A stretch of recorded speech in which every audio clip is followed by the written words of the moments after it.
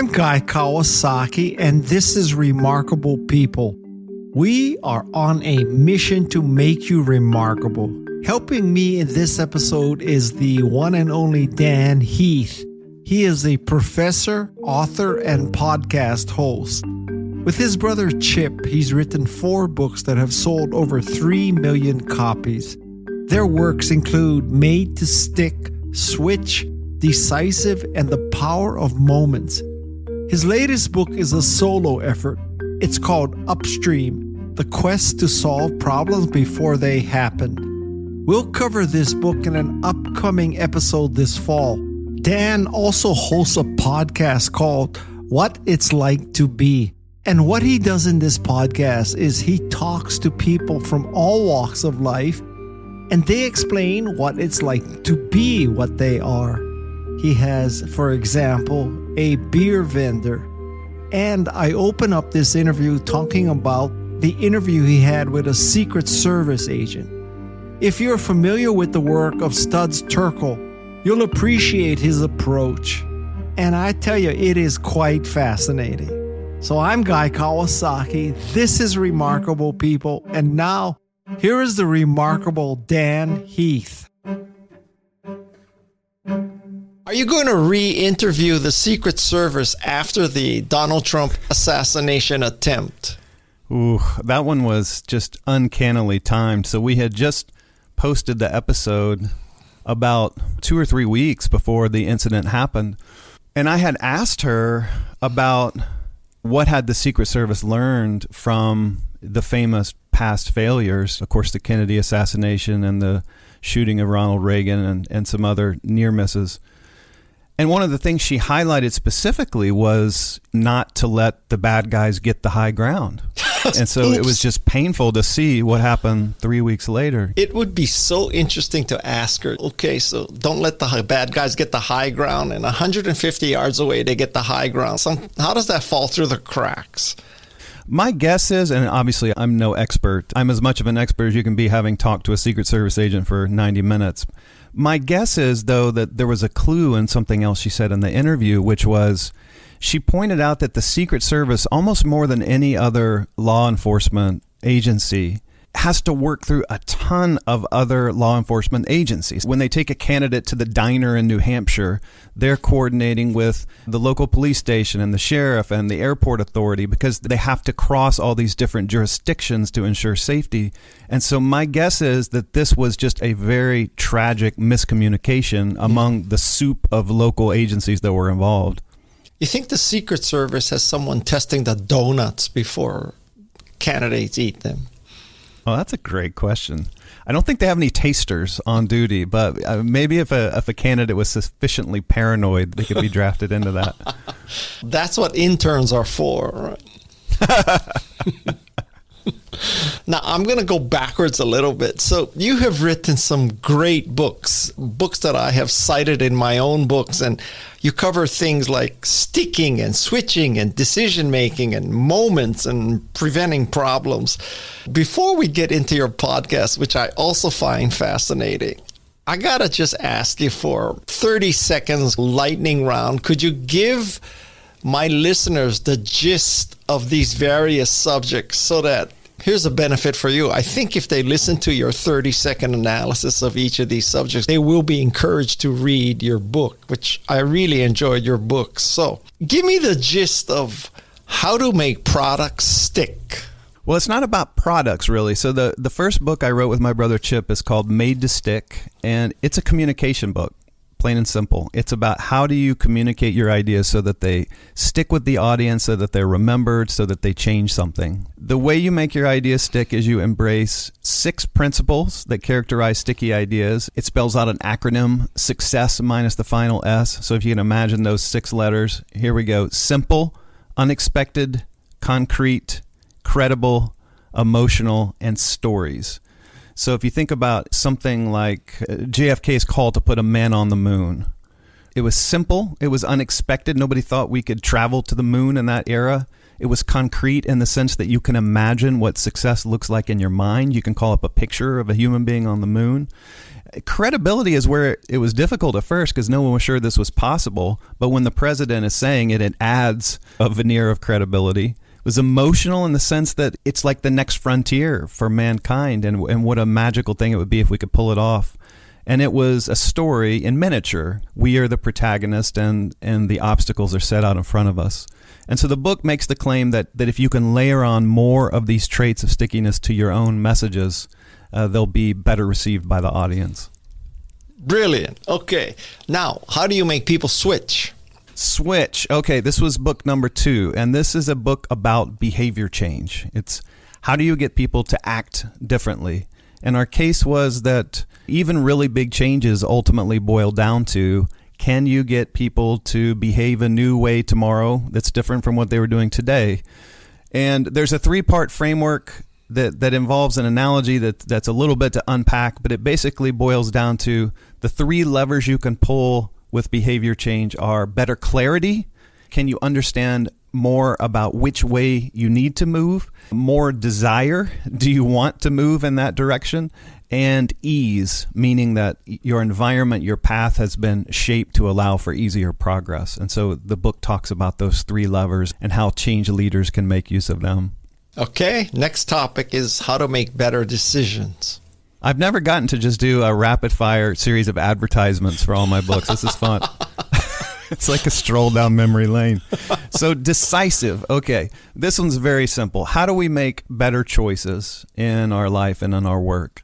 And in the book, our departure place is to say that there are basically 4 key villains that afflict our decisions again and again and again. The villains are narrow framing, meaning that we tend to get fixated on one particular choice. A lot of times in life, we make whether or not decisions, whether or not I should do this, whether or not I should buy that. That's villain 1. Villain 2 is confirmation bias, which I'm sure all your listeners are familiar with, just our tendency to collect information that flatters what we want to be true. There's short-term emotion. I think it's wrong to say that emotional decisions are biased decisions. I think emotion can be some of the most important information that we have in making decisions. But short-term emotion, when you fly off the handle, when you get angry, when you're outraged, when you're euphoric, those may be things we need to wait out. And finally, overconfidence. Overconfidence, not in the sense of being cocky, but in the sense of thinking that we know more than we do about how the future is going to unfold. And so in the book, we lay out a process for helping to minimize or circumvent or avoid those 4 villains of decision making. I love this. This is Dan Heath for dummies. Okay, so now creating powerful moments. The Power of Moments is a book about experience. I think we live in the era of experience where people are thinking about how do we craft a better customer experience or a better employee experience, a better patient experience.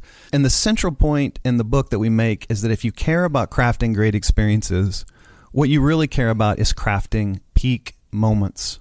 That in our memories, certain moments come to stand above the rest. Like if you think about a family vacation from 3 or 4 years ago, our memories are not like YouTube videos where we can just press play and watch the whole thing again. We all know they dissolve and they fragment. And so if you think about a distant memory, it's like you've got these flashes and scenes and snippets. And so in the book, we go through what psychologists know about why the snippets we retain are the ones we retain. And then we flip around the lens and we say, hey, if you want to create a memorable experience for a patient or a customer, how do you go about being intentional about creating those moments rather than just letting them happen serendipitously? How can you be the author of better experience? And number 5 is Upstream. Upstream is a book about preventing problems. And it points out that so often in life, especially in organizations, we get caught in this trap of reaction. We're always rushing around and putting out fires and responding to emergencies. And we so rarely make the space to get upstream to tackle those problems at their root. And so the book basically does 2 things. Number 1 is that it tries to explain why reaction seems to be in the default state, why we constantly get pushed back into this reactive state. And there are a couple of forces that are responsible for that. And then it tries to help us evade that trap. There are some habits of mind and some principles that we can adopt to help us become better preventers and solvers of problems rather than reacting. Give us some principles here. Let's do this. We double-clicked on book 5. One of the principles is that in preventing problems, we often have to have micro understanding before we can draft macro principles or policy. So that's a little bit abstract. Let me explain what I mean. One of my favorite stories is about this homelessness campaign that's been undergoing for years, led by Community Solutions, where they'll go into cities, especially mid-sized cities. Like one of the case studies in the book is about Rockford, Illinois, second biggest city in Illinois behind Chicago. And one of the key lessons they've learned is your tendency when you deal with a really complicated problem like homelessness, has many variables, many factors involved, big scale, is that you're going to have to think big. You're not going to have to stay in the sky. It's going to be some systemic policy lever. And in fact, what they found is almost the opposite, that in places like Rockford that have succeeded, Rockford has actually eliminated veteran and chronic homelessness from their community after many, many, many years of just spinning their wheels. The key is to use what they call a by name list, meaning they literally have a real-time census of every homeless person in Rockford. They know where they are, they know their name, they know as much as they can about their health history, any other important pieces of information. And then all the people involved with homelessness policy, ranging from healthcare people to shelter people to police, state agencies, they all convene on a regular basis, and they don't talk about homelessness in quotes. They talk about Steve. They're like, okay, who's seen Steve last? Where was he? He still had his tent under the bridge. All right. His health's really suffering. I think we should put him at the top of the list for housing. Who's going to make the outreach? And it was like that level of specificity and concreteness did two things. Number one, it is the natural motivator that brings people to this work. No one is motivated abstractly by homeless policy. They're motivated by helping human beings get into housing and live a better life. And number two, when you get that specific, when you see a problem in 3 dimensions, it helps people bring their respective skills to bear. And so that, to me, was an example of this notion of micro comes before macro. It's not until you've housed Steve and Michael and Rodney and about 25 people that you understand the problem well enough to even think about policy, right? That you have to earn your way into macro interventions. That's one of the ideas in the book. I gotta tell you that, Dan, if I were a guest on a podcast and they said, okay, Guy, give me the gist of all your books one at a time, I couldn't do it. So I'm so impressed by you. Oh, come on. This will be the last question about your books. We're going to go move to your podcast. First of all, for the record, people listening to this, if you are a Bob Cialdini fan, you will love the work of Chip and Dan Heath. So if you read Influenced by Bob Cialdini and liked it, you will love their books. And there's like Thank you. 5 that we just discussed. So go buy those 5 books. Now, that was the kiss up to lead to this question, which is, let's suppose that the DNC calls you up and says, my God, Dan, you're an expert in how to make Kamala stick and how to make people switch and how to make better decisions and how we can have powerful moments after the DNC and how we can prevent problems. So, Dan, give us some advice. How do we do all these things to ensure that Kamala and Tim win? Boy, this is way above my pay bracket, man. I don't know. My observation is that they did better than anything I would have proposed at the recent convention. I think there were a couple of things that you could glean about their strategy. One of them was, remember back to the principles of sticky ideas, simplicity was one. And I think the simple messages that came out of that were joy and optimism, which is something very different. I think a Biden convention, it would have been hard to pull off that theme. And so there was a very conscious altering of the tone, which shone through. Just the number of different people who literally used the word joy was striking and clearly part of their strategic moves.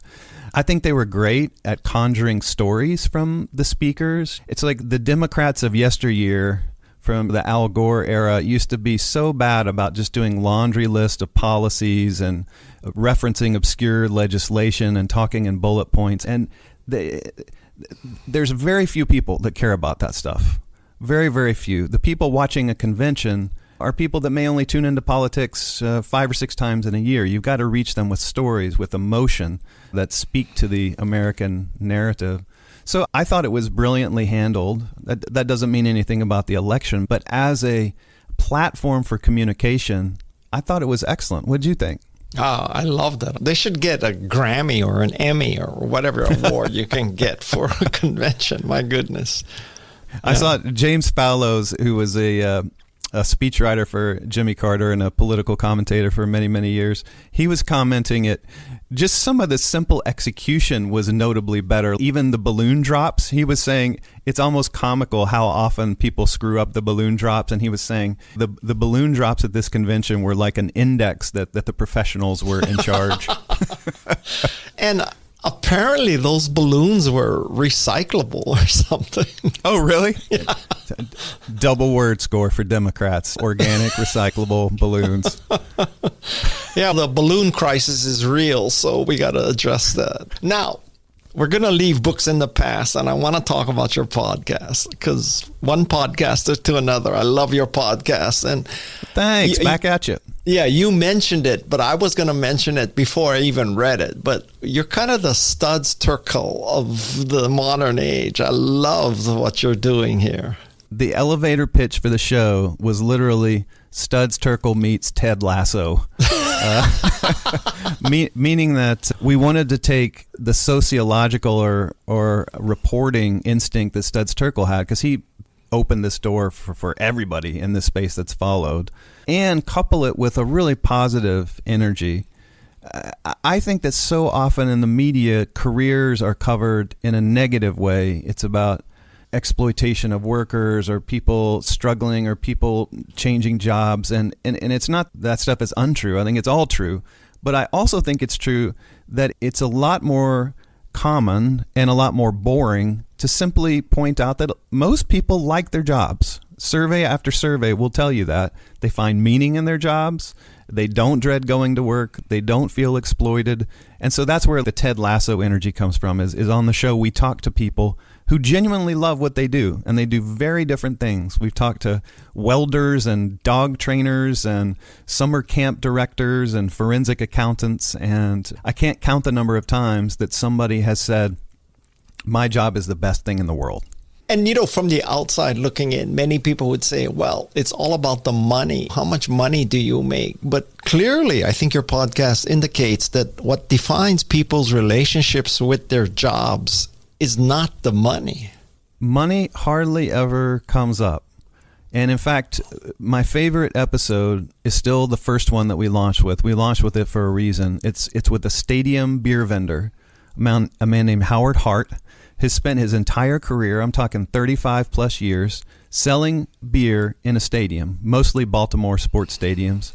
He saw some amazing things in his career. He was there for every home game during the Cal Ripken streak, the streak of continuous games. He saw Beyonce play. He saw Super Bowls. He saw event after event after event, met Muhammad Ali.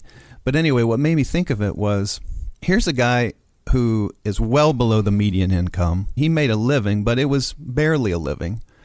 And toward the end of the interview, he has this just beautiful riff where he talked about how some of his family members would get on him. Howard, why are you doing this thing? This is just like a summer job. Why don't you go and get a proper career? And he said, no, I don't feel that way. I feel like I have a community at this stadium, the fans that he saw week after week, sometimes for a period of decades. Sometimes he'd be serving the children of people that he'd served the decade prior.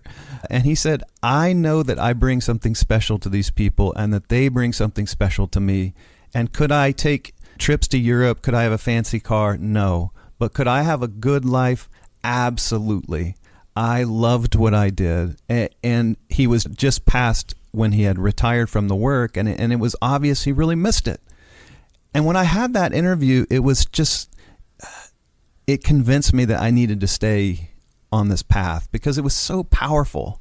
I think coming into the interview, I thought it was going to be interesting. I thought it was going to be quirky. I thought we'd learn a lot of interesting details about beer sales and fans and sports. But he showed me that there's this whole deeper level of meaning and purpose that everybody has. It's not just the 1%ers with the fancy jobs, the high-paying jobs. It's everybody can find meaning in their work. And what would happen if you were interviewing someone and they said, yeah, I'm a beer vendor, but I really get my satisfaction out of something outside of my job? I mean, it's not like you're doing a scientific survey, right? So would you just kill that episode? We're casting on purpose. We're definitely putting our thumb on the scale. We're looking for people who do find satisfaction in their jobs, who enjoy talking about it, who've done it for a long time. So yeah, there's a lot of selection bias in this show. And speaking of selection bias, are we ever going to have a hedge fund manager? What's it like to be a hedge fund manager? That is literally one of the jobs on our slate. We have sort of a master slate of dream jobs that we're looking for. I would love to do that. And I think the hard part is going to be people in finance, especially the biggest money makers, are just notoriously private to the point where they obsess about even having their name pop up on Google searches and stuff. But I'm going to find someone. It may take some time, but I'm going to find someone to come on the show and talk about being a hedge fund manager. Oh, God help you. I actually would be fascinated to hear about, we all know the stories of how much money they make and all that stuff, but what is it like from 11 to 12 in the morning in a hedge fund manager's day? I have no idea. What are they actually doing? What takes up their time? What stresses them out? There's a lot to learn. I think they're hunting down plagiarism in university presidents. That's the biggest concern they have. Editorial comment. Yeah. Listen, I don't hold myself out as a journalist who's supposed to represent both sides. I have a bias, and I have my whole hand on the scale, not just my thumbs.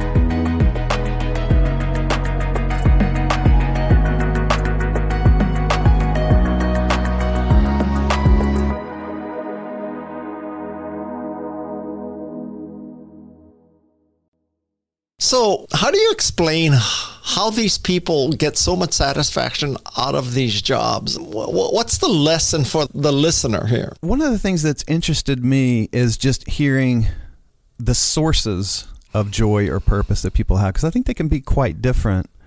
Like the FBI special agent that we talked to was this guy who had worked with MS-13, the gang underworld. And what was so interesting about his job was he described it as putting together a 1,000-piece jigsaw puzzle. It's painstaking. It's one piece of evidence at the time. He said so much of what you see on TV about FBI cases is just hogwash. It's slow and it's laborious, and it's, filing a request with Verizon for phone records, and then you get the phone records and you realize all of them are burners, so you go back to square one, and it's one piece of the jigsaw puzzle at a time. So that's 90% of your job. And then 10% of your job is like the stuff on TV, like kicking down the door of a gang member and rushing in with guns drawn. So it's such a fascinating phase shift between the different parts of the job. It reminded me in a weird way of the summer camp director, because he was saying for 10 months a year, he sits in an office in Philadelphia with 5 or 6 colleagues, and they're just staring at the computer all day, mostly doing recruiting. A big part of the job is doing marketing to get campers, but a huge part of the job is finding 100 qualified, responsible, college-age people to be the counselors, and that takes a ton of work, and a lot of them flake out, so you've got to replace them. And so 10 months a year, it's basically like he's in a staffing role, and then 2 months of the year, he goes into the wilderness in New England and basically becomes the mayor of a small town. And everything is under his jurisdiction, like the child care for over 100 campers whose parents will not be there, and the health care needs that they have, and full service food operations with 3 meals a day and a snack, and everything from keeping them safe on canoeing activities to attaching tether balls to poles is like everything rolls up to him. And I just love learning stuff like that about, these jobs that can look radically different from moment to moment. And then with other people, it's exactly the opposite. The nurse, every week looks about the same. The patients are going to change. The severity of the problems are going to change. But the flow and the rhythms of the job are virtually the same from week to week. And so that's been one of the pleasures for me, is just kind of feeling what it's like in these different roles.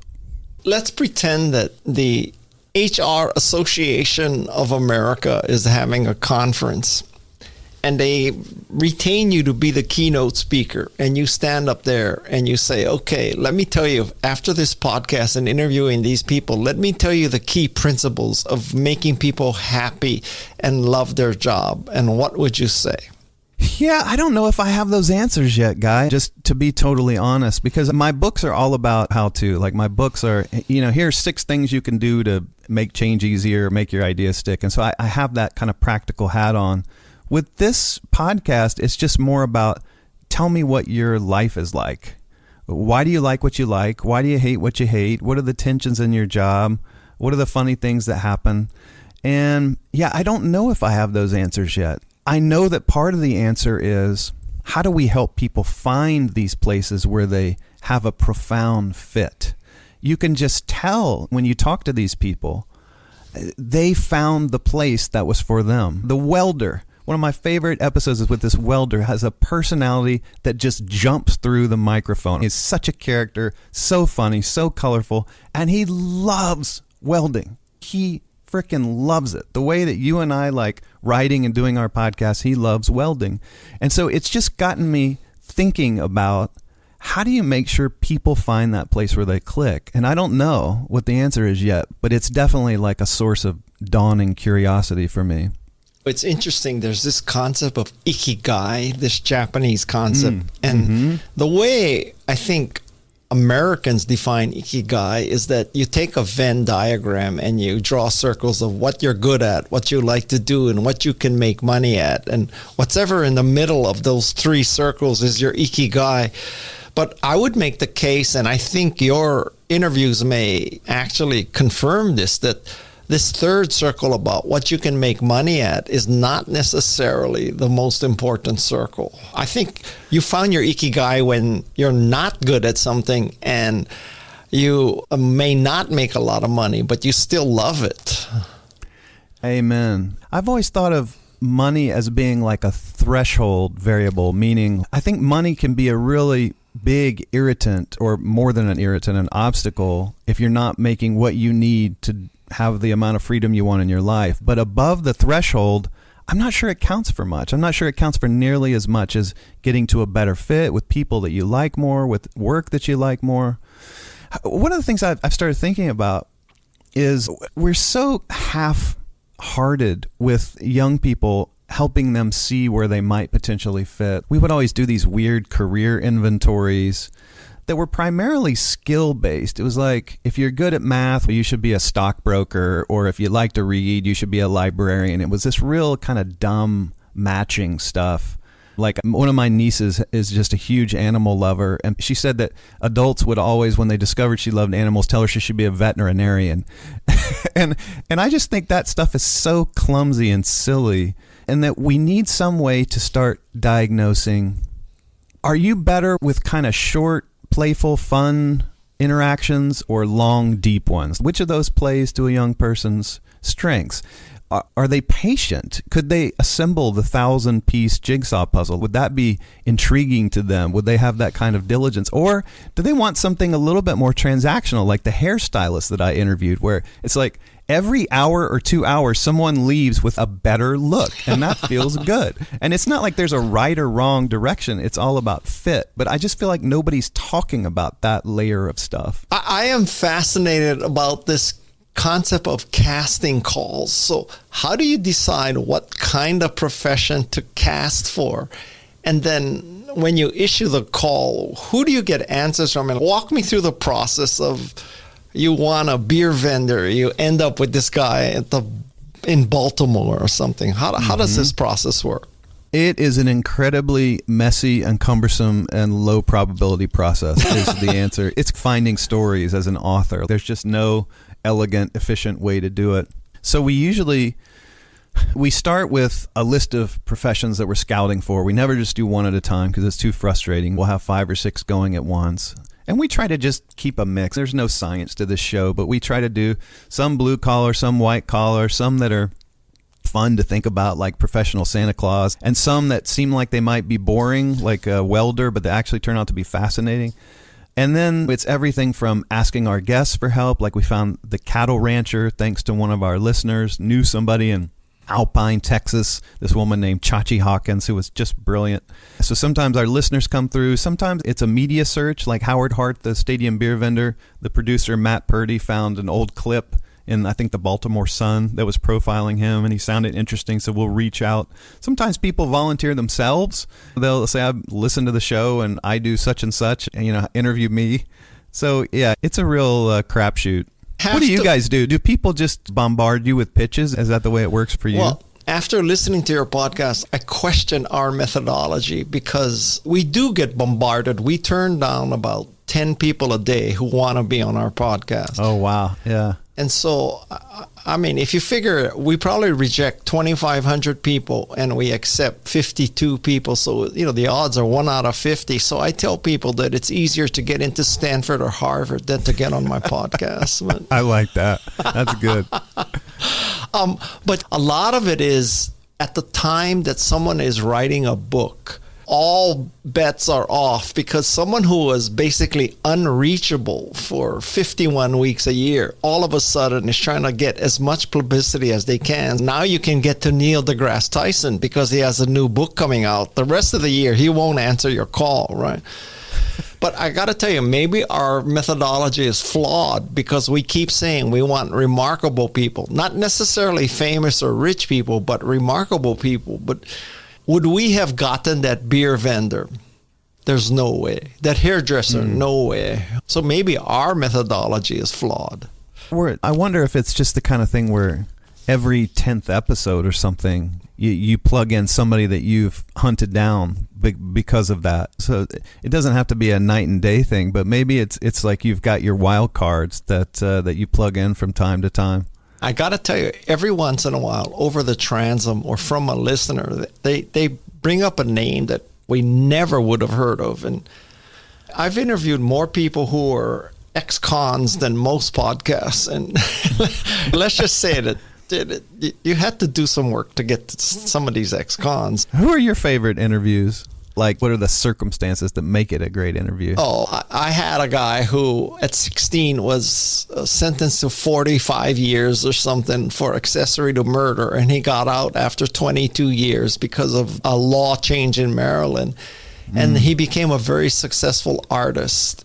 And I love that kind of story. So, yeah. And then we had people who are cattle whisperers, and I may not be as Studs Terkel as you, but I'm not elitist either. What have you learned about finding more of your people? Like, I imagine these days you're probably better at casting people than you were in the first season. Well, actually, I don't know if that's true. I think that as my podcast has gotten more and more visible and I've gotten more listeners, the listeners have come up with ideas that helped me a lot. I'm trying to tap the wisdom of the crowd, or at least the wisdom of the listener. And that has been very useful. I think we can now switch to the section called What It's Like to Be Dan Heath. Okay. Inspired by you. All right. First of all, what's your allocation of mind share between writing, teaching, podcasting, and speaking? How do you allocate your mind share? For me, it's a very clear priority list. It's number one, writing. Love writing. And writing, I mean that in the broadest possible sense. Like, the hardest part of writing is researching, having something to say and having some stories to tell. So writing actually encompasses more research than writing, but still, I think of it all as, the product is a book that I'm proud to ship out. So that's number one for me. These days, the podcast is number two. I just absolutely have loved working on this podcast. You and I were exchanging emails talking about how our podcasts are kind of like hobbies for us. And I loved when you said that, because it made me realize that basically is what it is. Some people go canoeing and do CrossFit or whatever. And I like to do this podcast. It's fun for me. It's a joy. And then third is speaking and teaching. I love to talk about the ideas of my books, and I love to travel around, and I don't ever want that to take over my life, but I really like it as part of the master portfolio. What's the hardest part of writing for you? Finding the stories. It's incredibly hard. For those who haven't read my books, they're kind of story driven. What I'm trying to do is make some broad point. Hey, you want to communicate your ideas. I go into a bunch of work and try to figure out, hey, how do you sharpen up ideas? What are the important principles? In the days when I was writing with Chip, we would just spend years going through research and comparing it with real world stuff and try to come up with something to say. But that's not enough. No one wants to hear you just blab on about your perspective about communication. You have to find a vessel for those principles, and those are the stories. I want to find stories of real people in real situations exemplifying those ideas, and that is incredibly hard. I'll give you a little tip that helped me, although I don't, because your podcast is different and your stories are maybe different, but when I was writing my last book, Think Remarkable, with Madison, I had this principle in my head that I wanted people to have embraced the growth mindset of Carol Dweck. And I think you can grow along two parameters. One is vertically, like you start with loving animals and you become Jane Goodall, but you can also make big career switches that are unforeseen. And so I went to ChatGPT and I said, give me successful cases of people who made dramatic career shifts. And it mentioned Julia Child, because Julia Child was a spook until she was in her mid-30s. And then she moved to Paris and fell in love with French cooking. And that's why Julia Child is the French chef. I never would have found that story without ChatGPT. So you might want to quiz ChatGPT looking for stories, but no.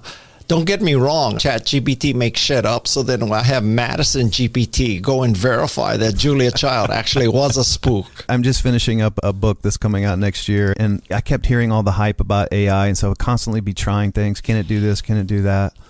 At one point, I was trying to remember the name of this article or where I'd seen it that was about the yips, where athletes like suddenly lose the ability to do something that was routine. There's a famous case of a baseball player who all of a sudden couldn't make a throw to first. He would just throw it away every time. He's a professional player, had probably done it 100,000 times in his life, and just some psychological thing flipped and he couldn't do it.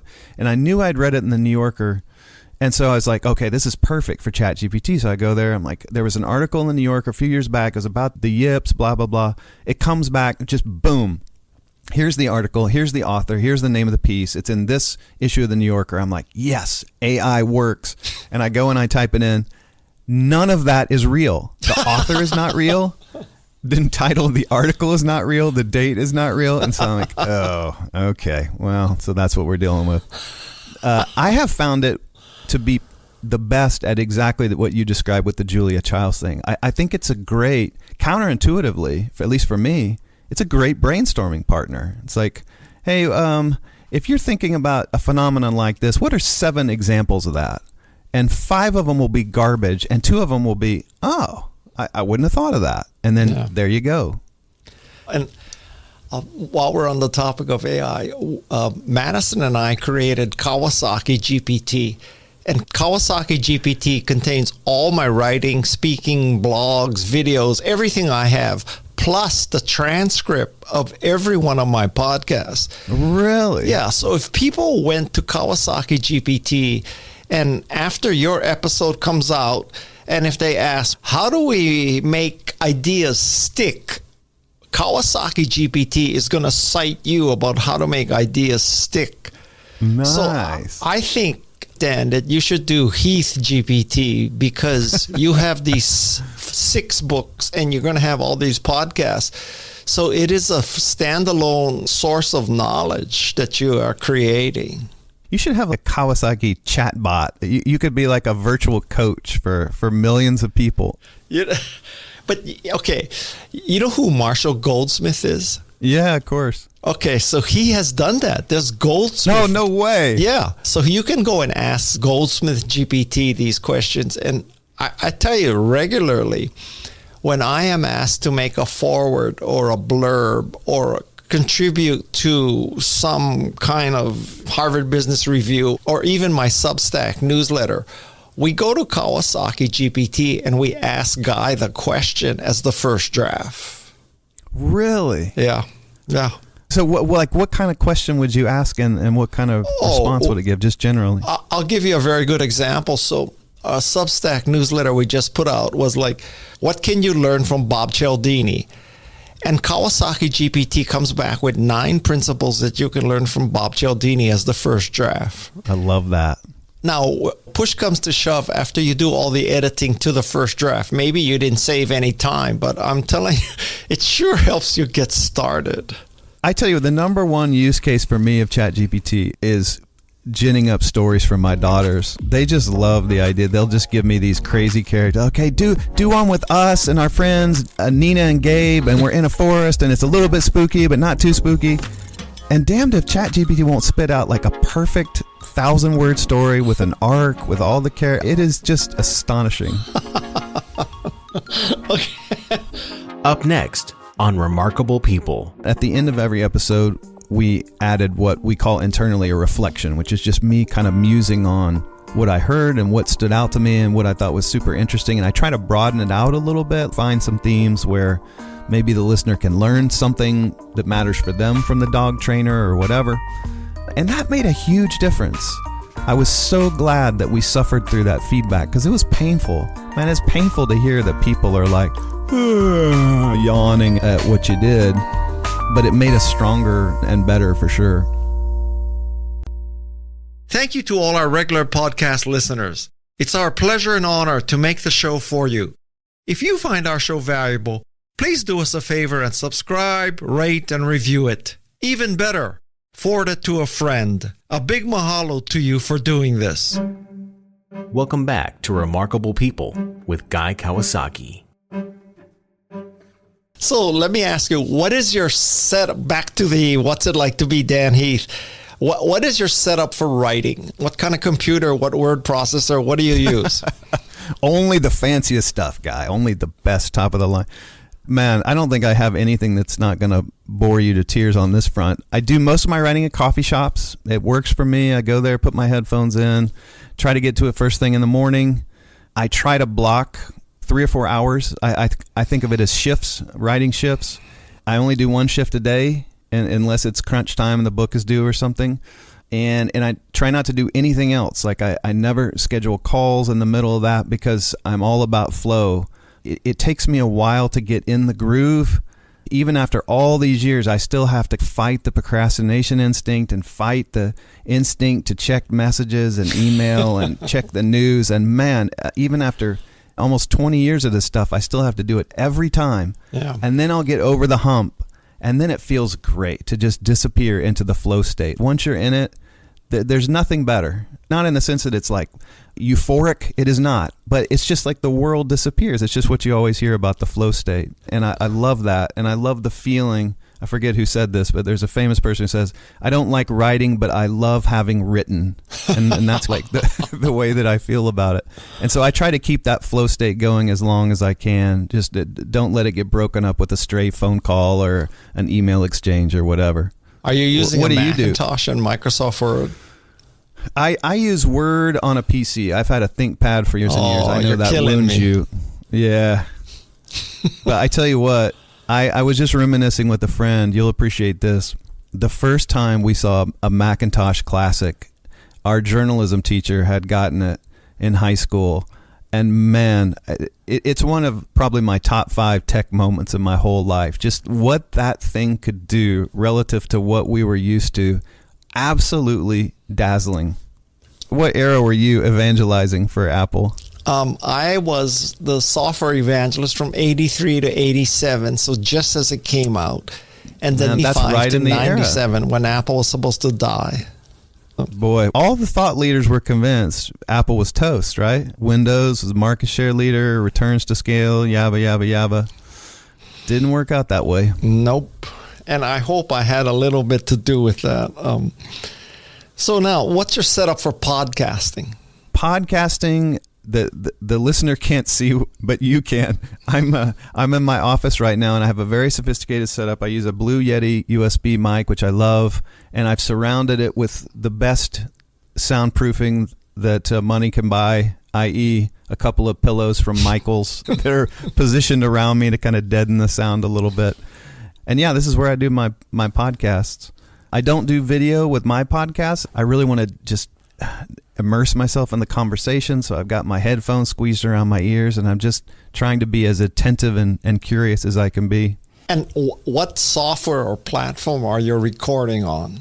We use Clean Feed and then do local recordings as a backup. And like you sent me courteously a microphone just in case I didn't have one myself, and we do the same thing. Because I just cringe when I hear podcasts, and some of them, with a lot more listeners than me, that have people calling in on their cell phones, and man, you can't do that. It's a podcast. Like, you got to obsess about the audio.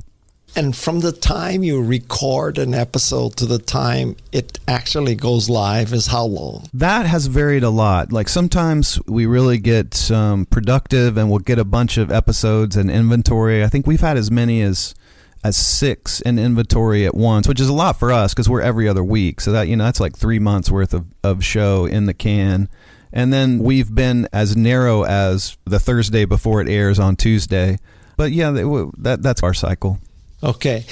And when you get the audio files, how do you do it? And how much editing do you do of the file, removing filler words and moving things around? I don't do any of that, but my genius producer, Matt Purdy, does a ton of editing. And the reason is, you're talking to a lot of people who communicate for a living. I'm really not. A lot of my people are good talkers and good storytellers, but they're not used to interviews. They're not used to concise answers. And so we'll talk for 90 minutes, and then Matt and I will edit it down to maybe 27, 28 minutes. So we're really plucking out the best moments, the best stories, and that helps a lot. And so you are literally sending a setup to the beer vendor or the Secret Service agent or the FBI agent, and they're in their house. You don't do any of these in person. None in person. We've done a couple in studio. The Stadium Beer Vendor actually schlepped out to a local NPR station, and we just recorded maybe a month or two ago with some long-haul truckers that went to a station. That was the first time we had 2 people on an episode. It was a husband and wife team who drive in the truck together. That's what they call team driving. Like, if you've got a cargo load full of fresh produce, like, you can't afford to just take 10 hours to sleep off the time, so you got to be driving continuously, so you go back and forth. Not only do they team drive, they're married, and it was such a hoot to hear them finishing each other's sentences and complaining about the other person, and talking about what it's like to be with your partner literally around the clock. Madison is from Nebraska, so when they were talking about driving through Nebraska, I was crying. Yeah, they kind of insulted Nebraska, didn't they, Madison? Did you take umbrage at that? Yeah, there's not much going on, though, so I don't blame them. She said driving through Nebraska was like being a steering wheel holder because it's so flat. There's no turns. There's no curves. Yep, it's a straight shot. I notice in your podcast format that the way you work, that you do a snippet, and then you do an intro, and then you do the interview, and then you do an outro. Was that like a really carefully architected A/B test that you figured out which way is the better flow of a podcast? No, is the short answer. But we did do some testing. In fact, we almost pulled the plug on the whole show because our initial format, this was before it went on the air, when we were still just figuring out how do we do this. We were doing roughly 40-minute episodes, maybe 45 minutes, without much structure. It was like, just go. And people were pretty lukewarm about it. We did some testing with listeners, and I had hired this market research consultant to try to keep us honest, because the thing I was most worried about is I'm so in love with this project. I was worried I wouldn't listen to feedback, and so I wanted someone outside to come and whisper in my ear and tell me what they saw. And she was not real encouraging after that first round. She was like, I'm seeing a couple of paths here. One is, could you make the jobs more interesting, almost in the Dirty Jobs way of, could you have a lion hunter and a ninja instead of welder and forensic accountant? And then Matt and I, the producer, and I went back through the data and we're like, no, actually, we're seeing some signs of hope here. Maybe we're deluding ourselves, but I think what people are telling us is they dig it, but it could be better. And so we went back to the drawing board. We're like, it's got to be shorter. We set just a mandate, like the first 20 episodes, we did not allow ourselves to exceed 30 minutes. We would be obsessing, like at the last minute, it cannot go over 30 minutes, no matter what we have to cut, which is good discipline for us. And then we added a bunch of structure. Before, it was this formless conversation. And so we were like, we got to have a beginning and a middle and an end. And so we added some structural elements. Like now we rip off the This American Life, like cold open thing. You know, we just want to get you into the conversation at an interesting point. I don't want to be in the first 30 seconds saying, this is Dan Heath. This is my series of conversations with people in different jobs. That's exactly what I do. Into it. You do not. I've listened to your show. And then we ended it. We added an element at the end of every episode. We added what we call internally a reflection, which is just me kind of musing on what I heard and what stood out to me and what I thought was super interesting. And I try to broaden it out a little bit, find some themes where maybe the listener can learn something that matters for them from the dog trainer or whatever. And that made a huge difference. I was so glad that we suffered through that feedback because it was painful. Man, it's painful to hear that people are like yawning at what you did. But it made us stronger and better for sure. It would be interesting if you took your raw transcript, shoved it in ChatGPT and asked, what are the 3 main lessons from this episode, right? I mean, that might help you at the end. Yeah, it's a lot of work sometimes coming up with the reflection. I'm like, what are my reflections from this? Maybe I'll outsource that. You've given me an inspiration. Take it to AI. I love comparing notes because you're doing a similar thing with your podcast. It's a podcast about curiosity like mine. If you're telling me that people are interested in beer vendors and forensic accountants, they got to be interested in podcasting. My God. Okay, my last podcast question is, and I'll tell you how I would answer this question too, but do you listen to the actual final product? Of course, every time. Yeah. Huh. I never do. You don't? No. Wow. Why? You lived it once and that was enough? I never do because I know that I will listen to it and I will hear where I would have made an editing change. I would have removed the filler word. I would have shortened the pause. I know that there will be things that I'll say, oh, we got to fix that. And so I record, I do editing, light editing. I give it to Madison and Jeff C., our sound design guys, and I never look at it again or never listen to it. I get that instinct. It's never pleasurable for me to do it. Well, that's not true. I enjoy the parts with the guest, but when I hear myself, I'm always cringing because I'm like, just like I just did. I said too much, or there was a more elegant way to ask a question, or I wish I'd followed up about that. Or, there's always something I could have done better. I know. But I feel like I have to rub my own nose in that stuff to get better over time. One of my guests once told me that you'll discover your love in life when you enjoy the shit sandwich. So there's a lot of shit sandwiches in podcasting and writing that I know you and I enjoy. Okay, so now, once again, being inspired by your podcast, we're going to end with a lightning round. Oh, okay. Question number 1. What's a phrase that writers would know? Oh, I got a good one. You'll know what this means, and most people won't. A galley. Yeah. A galley, if you've got a book coming out, I have a book coming out, as it happens in January, and it'll come out as a hardcover along with the audio and ebook version. But about 4 or 5 months before the hardcover comes out, the publisher will print up a paperback version of that book. They call it a galley, which is something you send around in advance to colleagues or media or other people. You're trying to get a little bit of word of mouth piling up so that something has happened before your book debuts. So that's a galley. Okay. And what is the deepest insult to a writer? Boring. I think that's the deepest insult. You pour so much of yourself into it. You try to make it snappy. You try to tell stories. You try to crack some jokes. And if people just find themselves too bored to flip the page, we've committed the cardinal sin. Because to have permission to really teach someone something, at least that's the point of my books, is to try to share tools. I have to earn that right by making the pages interesting enough to keep flipping. I'll tell you my deepest insult as a writer. What? It happens regularly. So people come up to me, Dan, and they say, I was lost. I didn't have any direction in my life. I didn't know what to do. And I read your book and it changed my life. And I say to them, which of my 16 books changed your life? And they always say, rich dad, poor dad.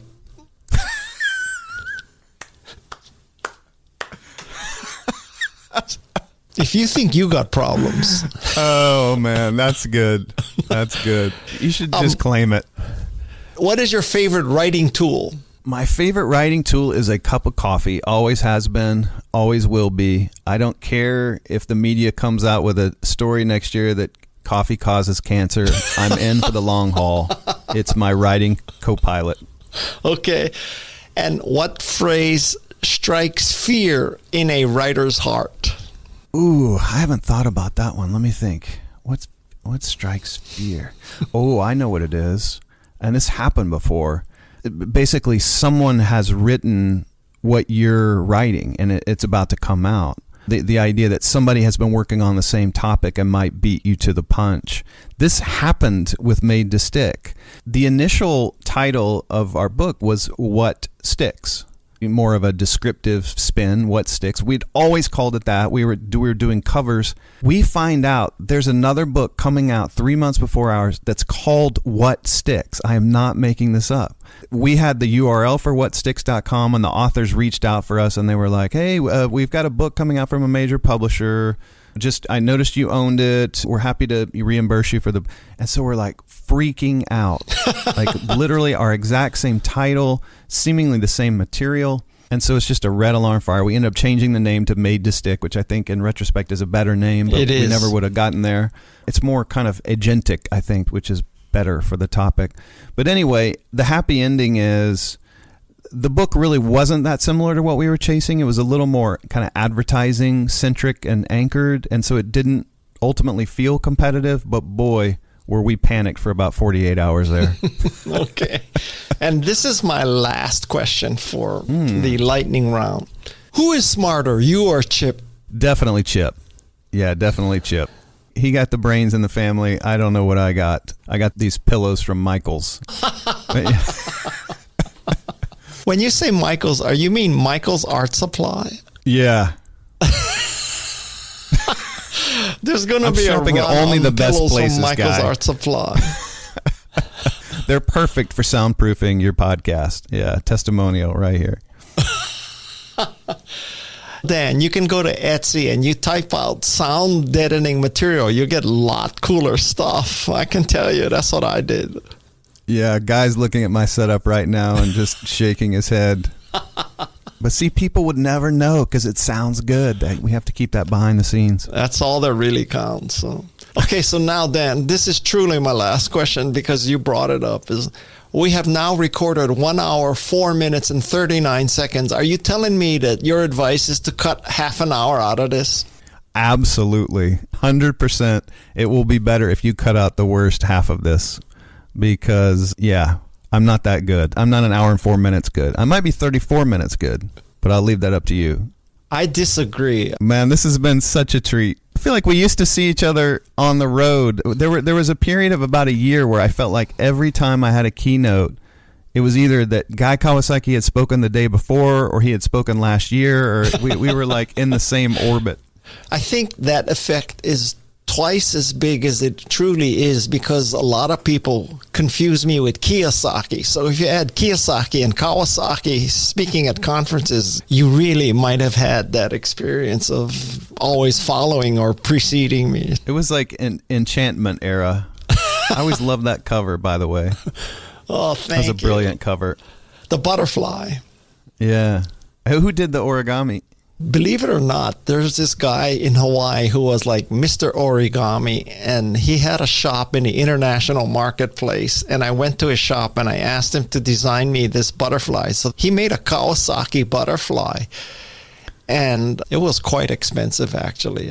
And now, I don't know if you go back to Waikiki, international marketplace, which used to be a real zoo, now it's all high-end Dolce and Gabbana and Hermes, I can't even pronounce it, and all that kind of stuff. And it's not exactly what it is anymore. So you commissioned an origami butterfly. That is cool. That's me, yeah. That is really cool. And the cover is so distinctive. I love that one. All right, Dan Heath, this has been just wonderful, and I am not cutting out 30 minutes from this podcast. I don't give a shit if it's not optimal. Listeners be damned. You're getting the whole thing, and you're going to like it. And this whole transcript is going to go into Kawasaki GPT, so you will be immortal then. I love it. My ideas will live on. I must admit that this episode has gone all over the map, from commissioning original butterflies for book covers and beer vendors and secret service agents, and how to make things stick and how to make decisions. But Dan Heath, he's just that kind of guy. He has a lot of interesting things to talk about. So I hope you enjoyed this episode, and there will be a follow-up episode coming this fall sometime. Wait, I guess it's already October, so we are in the fall. We will cover his book, I promise you. Maybe a bit of winter, not the fall. So I'm Guy Kawasaki. This is Remarkable People, and I hope you stick with this podcast. The team is made out of Madison Neismer, producer and co-author of Think Remarkable, Tessa Neismer, our ace researcher, and then we have the incredible, remarkable sound design team of Jesse and Shannon Hernandez. And finally, Luis Magana, Alexis Nishimura, and Fallon Yates. Don't you forget it. We are the Remarkable People team, and we are on a mission to make you remarkable. That's what we do. Until next time, mahalo and aloha.